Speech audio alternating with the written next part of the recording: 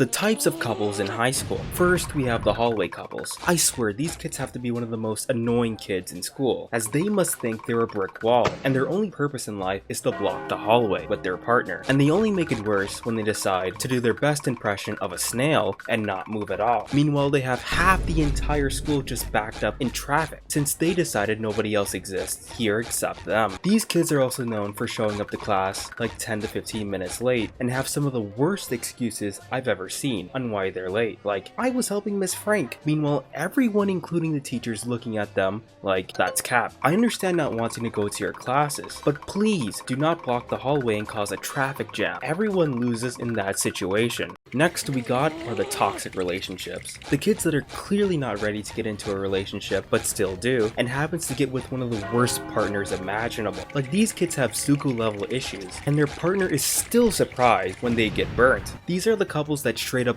fight every day over the pettiest reasons. I saw you were looking at Kyle a lot today. Yeah, because of our group project. Don't lie to me, I know you like him. Like, relax. These are also some of the most unfair relationships ever. Like, you have to do the most weirdest of things in order to be in a relationship with them. Like them borrowing money but never paying it back, dealing with their gaslighting every day, even getting stepped on. And when you ask someone why they're in this type of relationship, they may say, I can fix them. Like, what are you fixing? Your healthy mental state? Just stop. Next we have the PDA couple. This couple has one of the worst reputations out of all of them because of their need to constantly try to devour each other every second of every day, as these kids have no sense of privacy whatsoever, as they'll do it anywhere from the cafeteria to the hallways, and because of that they end up getting PDA banned for everyone. These couples could also get very annoying real quick, especially if they're behind you in class. They're like that person tapping their pen during a test, or the person that suddenly starts dying behind you and can't stop coughing. But these kids, after hearing lip smacking for the 50th time, it gets annoying real quick, especially if you're trying to concentrate. I understand if you like somebody that much, but please don't constantly force it that you get all relationships banned in the first place. That just makes no sense. Next we got the excuses couple, or the person that claims that they have a partner outside of school but won't show any evidence. And if you do, that's cool, and I would say smart, but we all know the majority saying it know deep down that it's straight up cap with a side serving a fraud, as these kids, like many others, feel like they need to be in a relationship at the cost of their reputation entirely. And it only gets worse when you begin to press them on it, and you see them contradict themselves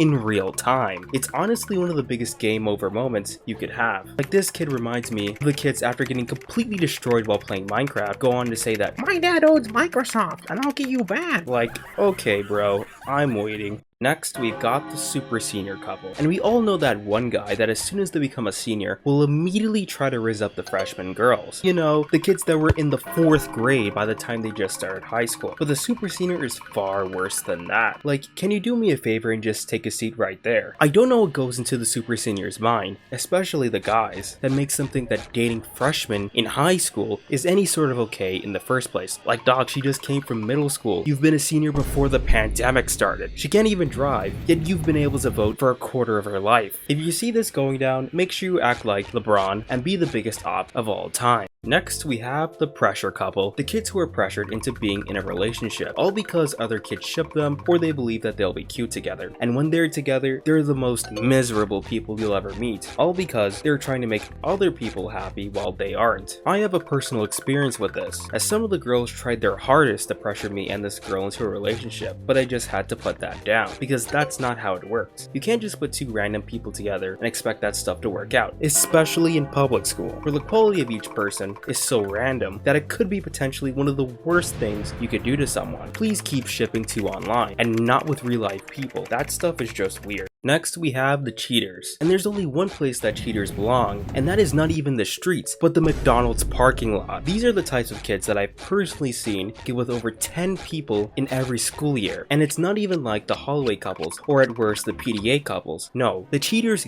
get it with each partner they have. And because of that, everyone, and I do mean everyone, has seen their information from leaks and sources you never expected would be able to get them in the first place. And whenever I see someone I know who tries to start a relationship with a cheater, I'm just like, why? And they're serious as well, thinking that they're special and they'll be able to turn a cheater into a non-cheater. Like, you can't fix what's already broken. And to keep your sanity and stay out of drama, just stay away from them. Next, we have the power couple, when the most popular girl and guy come together and form the most powerful dynamic in school. And you really don't get to see how much power and influence this couple has until the day comes when you hear that they broke up or they stopped dating. Because when that happens, the entire grade goes into DEFCON 2, with rumors of why they broke up to now suddenly a huge portion of the grade is now divided against each other on who was right or wrong in this situation. And we haven't even talked about them, the simps. As soon as the power couple breaks up, I've seen simps, no matter who they are, go into actual competitions with each other trying to snatch one of them up, and for the next couple of weeks you'll never hear the end of it. Next, we have the cringe couple. Everything that this couple does is straight up painful and gives me secondhand embarrassment every time. That pretends as if they haven't seen each other in years, even though they just saw each other, and their post online makes me feel like my stomach is turning inside out. It's been so long since I've seen you. Memories. Bro, what are you yapping about? It's just been 10 hours. And things only get worse